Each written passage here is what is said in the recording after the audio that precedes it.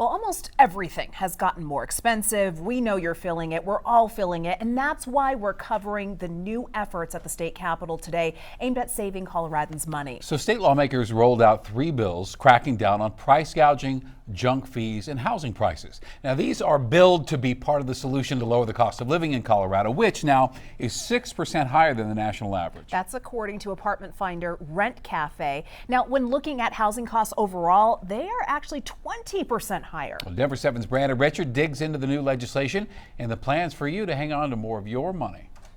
Like many Coloradans, Hannah Stickline often finds paying the rent challenging. I moved in here paying $800 for a 2-bedroom when I now pay $1,200 for a 1-bedroom. She says it's made worse by extra fees her apartment management company adds on. We pay a lot in those junk fees. It's about $160 extra a month. Hannah says she wasn't told about some of those fees before they were added to her rent. I was shocked when I got that first bill, and it was considerably more than what I had ever paid. Lawmakers say enough is enough.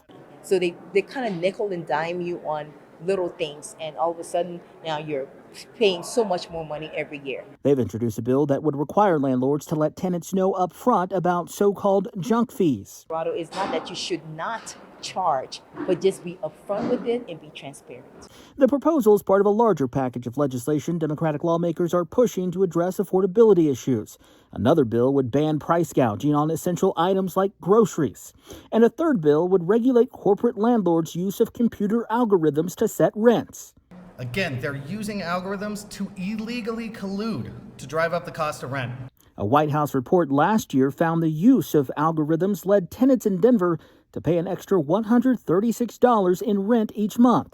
The Colorado Apartment Association, which lobbied against a similar bill last year, says computer algorithms are a critical tool that helps both landlords and renters by preventing underpricing and overpricing. As for Hannah, she just hopes things get a little more affordable. Despite all this wonderful hard work, we're still just not where we need to be. In Denver, Brandon Richard, Denver 7. And taking a closer look at consumer protections, Colorado's Attorney General and the Federal Trade Commission also are looking to stop renters from paying these junk fees. In fact, the two filed a lawsuit last week against corporate landlord Greystar, which owns some 45,000 units here in Colorado. The lawsuit alleges the company used deceptive advertising to lure renters, and then the tenants are charged fees that were not included in the advertised price for things like pest control, trash service, package concierge service, utility fees, amenity fees. Well, State Attorney General Phil Weiser says that violates the Colorado Consumer Protection Act. This isn't the first time that company has been in legal hot water. Earlier this month, Colorado joined a multi-state lawsuit accusing 6 landlords of conspiring to raise and keep rent high, including Greystar. These types of practices are what keep Colorado's cost of living so high, a key issue among Coloradans. A new poll out today from One Main Street Colorado, a labor-led nonprofit, shows it's a major concern across the state. I sat down with the executive director. Voters screamed one thing: focus on the economy and the cost of living.